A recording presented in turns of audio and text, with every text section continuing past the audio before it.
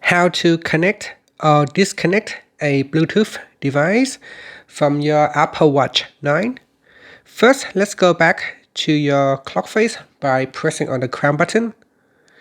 And then press on the crown button again to go into the home screen or in the app screen.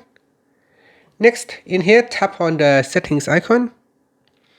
From here, we scroll down and then tap on Bluetooth. Next, tap on the Bluetooth device that you want to connect or disconnect. So here I've got the Beats Solo. It's already connected, so I can tap on it and then tap on disconnect device. Or I can tap on it again to reconnect. And that's it. So that is how you can connect or disconnect a Bluetooth device directly from your Apple Watch. And finally, you can press on the crown button again to return back to the clock face. Thank you for watching this video. Please like and subscribe to my channel for more videos.